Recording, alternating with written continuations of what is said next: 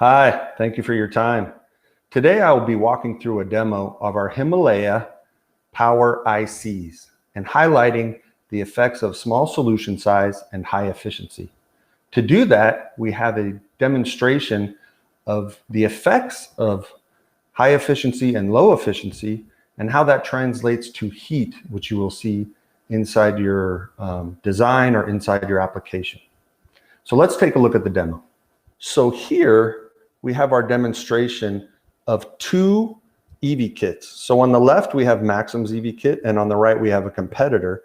And what we're showcasing is fully synchronous operation versus asynchronous and the effect on efficiency as well as heat. So you can see we have two EV kits mounted on the board, and then we have two FLIR cameras, which are connected through two laptops, which I'll show you a little more in detail what they're capturing. And then we're showcasing that they're at full load, which is on our load machine here, showing 5 amps per output. So both are roughly 5 amps. If you can see underneath, we're also showcasing that they're actual EV kits and that we have actually modified them so they have the same inductors and basically as much of the same external components as possible running at the same frequency. So it's the most of an apples to apples kind of comparison.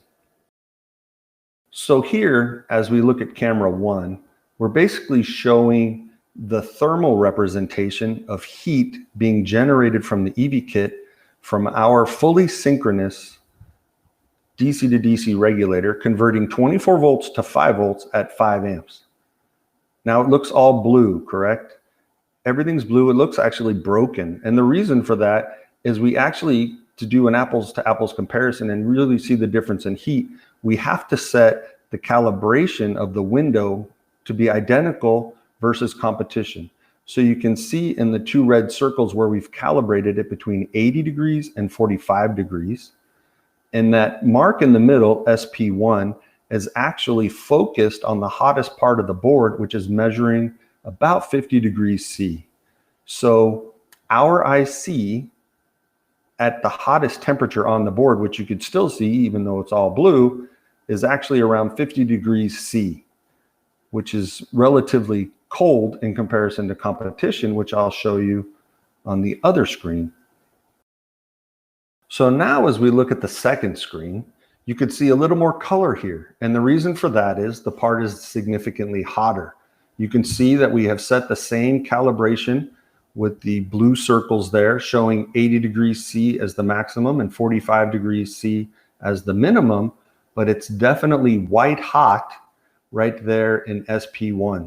And you can actually see the measurement is, above 80 degrees, which is 30 degrees hotter than Maxim solution. So an asynchronous solution really does impact not only the efficiency, which may be, 5% efficient different or 10% efficient different, but the generation of heat is really significant. So if you have an enclosed space with little to no airflow and you don't have a heat sink, this could really impact some of the analog you have inside the system, which you may be using for measurements, or maybe you have a microprocessor that gets affected by heat.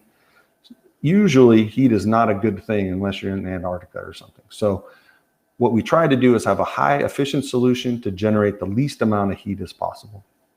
All right, so now that we've looked at asynchronous versus synchronous, now I'm going to show you what it looks like when we go up against competition with two fully synchronous solutions. So we have the same exact setup, but now we have two EV kits, one from Maxim and one from competition, with fully synchronous solutions, integrated FETs, and we've set the current here, as you can see, to 2 amps. Okay, so now as we look at the output from the FLIR cameras, you can see that we've changed the calibration settings because the 2 amp switching regulators are actually creating a lot less heat. So here with Maxim's solution, we've set the calibration from 20 degrees being cold and 55 degrees being hot. And you can see that SP1, as shown in the red circle there, at being around 47, 48 degrees. So now as we look at competition, you can see that we have the same exact calibration settings, 50 degrees C, and 20 degrees C being cold. And you can see that there is a difference in actually the full board temperature, as it's a little greener than Maxim's board. And you could see that this is running around 51 to 52 degrees. Now, maybe 3 to 4 degree difference isn't significant, you think. Maybe it's not going to impact your application or design, but you can actually see the difference in the board, just in the gradient. That heat of a few degrees does radiate out. You could see that on the previous example where it was all blue, and this one just 3 to 4 degrees with the same calibration settings does show in terms of impact to the rest of the board. So depending what you have on the board or the space that you're designing into, that could make a difference. So having a better efficiency does translate to having an impact on the application depending on how temperature sensitive it is.